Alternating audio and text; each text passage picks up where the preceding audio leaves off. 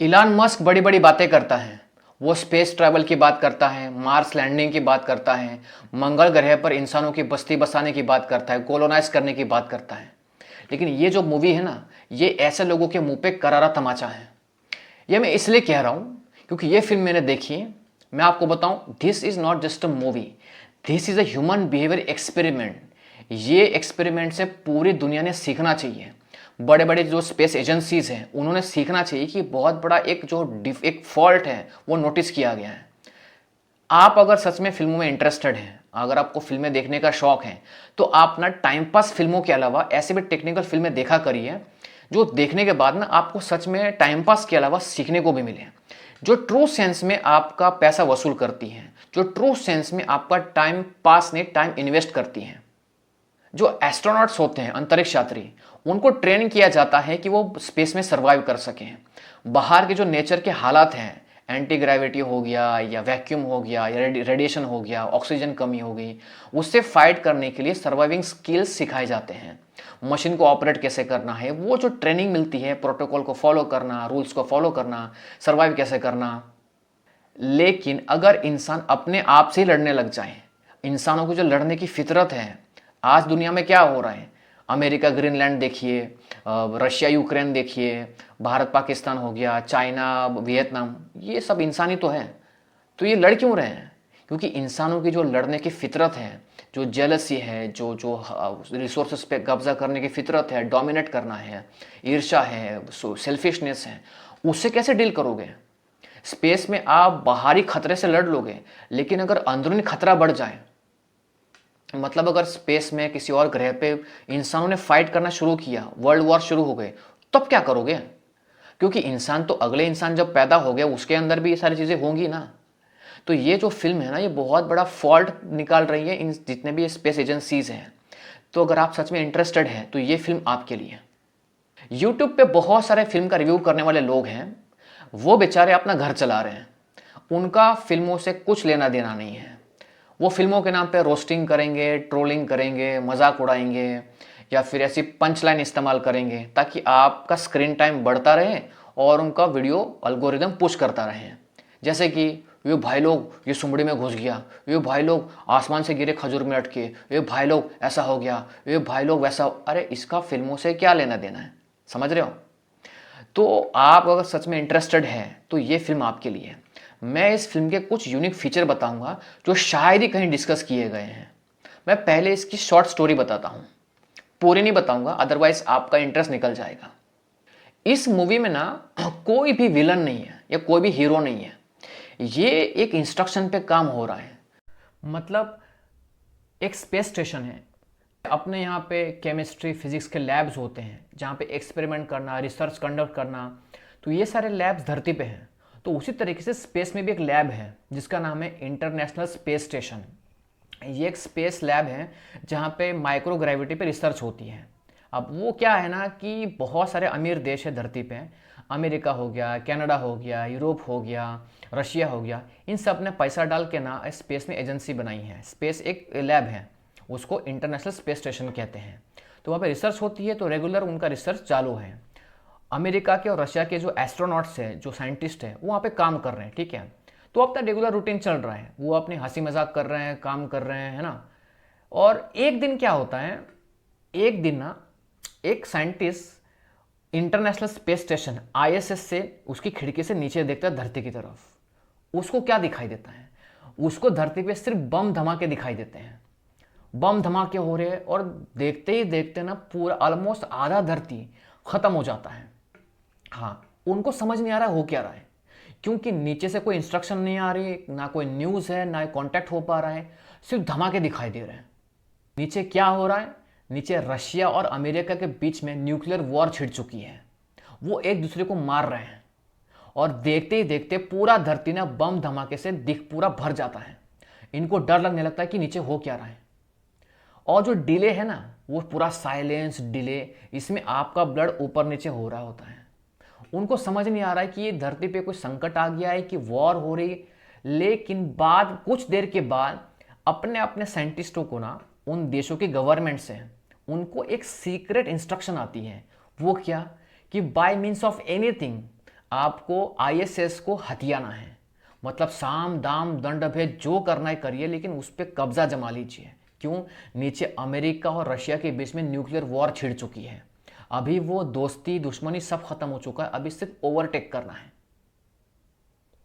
तो अब क्या, सबको इंस्ट्रक्शन मिल चुकी है, लेकिन अपने पर्सनल डिवाइसेस पे है, वो हिडन इंस्ट्रक्शन है। हाँ, तो अभी माइंड गेम शुरू हो जाता है। अब इसको दिखाना नहीं कि इसको इंस्ट्रक्शन मिला है, और इसको भी दिखाना नहीं है, लेकिन इन सबका एक दूसरे का पत्ता कट करना है। कैसे करेंगे? तो ये चीज़ ना पूरी इसमें रिवॉल्व करती है कहानी है। आगे कैसे होता है, कैसे मारे जाते हैं, ये पूरी कहानी अगर आपको देखनी है तो आपको फिल्म देखना पड़ेगा, क्योंकि इसी चीज़ में ना बहुत सारी चीज़ें ऐसी दिखाई गई हैं जो इंटरेस्टिंग है। तो अभी मैं आपको इस फिल्म के कुछ यूनिक फीचर बताऊंगा। देखो, फिल्म बहुत सारी बनाई जाती हैं, लेकिन इस फिल्म में ना एक्चुअल में कोई विलन नहीं है। इसमें क्या हो रहा है, ऊपर बैठे हुए साइंटिस्टों को कुछ नहीं पता नीचे एग्जैक्टली क्या हो रहा है। उनको बस दिखाई दे रहा है कि बमबारी हो रही है और हमें इंस्ट्रक्शन मिला है। जैसे मैंने स्टार्ट में कहा कि जो एस्ट्रोनॉट्स होते हैं उनको प्रोटोकॉल फॉलो करने के इंस्ट्रक्शन मिलते हैं, और उसके बेसिस पे उनको आगे काम कैरी करना पड़ता है। कल दोस्त थे, कल तक जब बैठ के खाना खा रहे थे, अभी वो एक दूसरे की जान लेने में तुले हैं। और यहाँ पे जो मारा जा रहा है ना, वो डायरेक्टली नहीं मारा जा रहा है। अब एक दूसरे को दिखाना भी नहीं है कि हमें इंस्ट्रक्शन मिले हैं, लेकिन इनको मारना है। तो ये लोग ना एक्सीडेंट्स के रूप में मार रहे हैं एस्ट्रोनॉट्स को, दूसरे देशों के। तो कहीं wire short circuit wire cut कर दी, कहीं पे ऑक्सीजन सप्लाई बंद कर दिया, कहीं पे माइक बंद कर दिया, क्योंकि स्पेस में हवा नहीं है। तो बाहर से आदमी चिल्ला रहा है, लेकिन यहाँ से जानबूझ के पूरा रेडियो स्टेशन कट ऑफ कर दिया। तो ऐसे एक्सीडेंट्स के फॉर्म में एस्ट्रोनॉट्स को मारा जा रहा है। तो ये पूरा माहौल है। इस फिल्म में ना जो डिले दिखाया गया है, नीचे धमाके हो रहे हैं, लेकिन वहाँ पे उनको समझ नहीं आ रहा कि एग्जैक्टली हो क्या रहा है। तो वो जो स्टिलनेस है ना पूरी फिल्म में, कुछ हद तक ये स्टिलनेस आपको बांधे रखता है। ये स्क्रीन प्ले है। स्क्रीन प्ले का मतलब ये नहीं होता है कि ग्लॉसी ऐसे ऐसे ऐसे ऐसे आपकी निगाहें ऐसे ऐसे करवा रहा है, ये कट टू ये कट टू ये कट टू, ये नहीं है। यहाँ पे आपको वो जो साइलेंस है ना, लोगों की जो दिलों की धड़कन है वो कैसे बढ़ाई गई है, वो स्क्रीन प्ले आपको बांधे रखता है। पहला डिले। दूसरा पॉइंट है, यहाँ पे जो फाइट दिखाई गई ना, जो आमतौर पे सड़कों पे फाइट करते हैं ना आप, वहाँ पे आपका पंच बहुत जल्दी से जोर से लगता है। क्यों? क्योंकि ग्रेविटी है। स्पेस में ग्रेविटी नहीं है, तो जो पंच मारेगा ना, that punches do not land easily. मतलब वो पंच इजीली लगता नहीं है, ग्रैब करना, पंच करना। तो वहाँ पे जो मारा जा रहा है ना, वो किसी न किसी घटना से, किसी न किसी मिसगाइड से मारा जा रहा है। ये मूवी साबित करती है कि स्पेस में इंसानों को ना नेचर से फाइट करने के लिए ट्रेन किया गया है, अपने आप से फाइट करने के लिए नहीं। वहाँ पे सर्वाइव करने के लिए ट्रेन किया गया है, अपने आप से फाइट करने के लिए नहीं।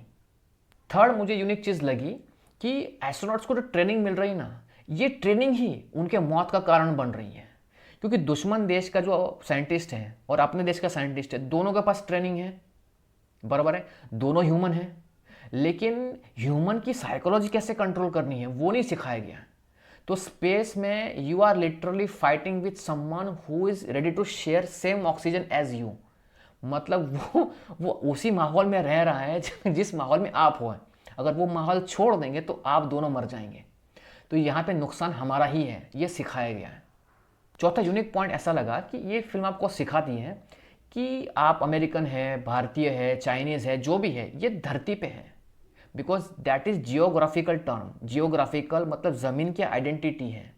लेकिन स्पेस में तो ऐसा कुछ है नहीं। स्पेस में तो ना कोई अमेरिकन है, ना कोई चाइनीज़ है, ना कोई भारतीय है। जिसका पहला पैर वहाँ पड़ेगा वो उसके बाप की ज़मीन हो गई। मतलब स्पेस में सिर्फ और सिर्फ डोमिनेशन होगा, याद रखना। तो स्पेस में कोई भी नेशनल आइडेंटिटी नहीं होती है।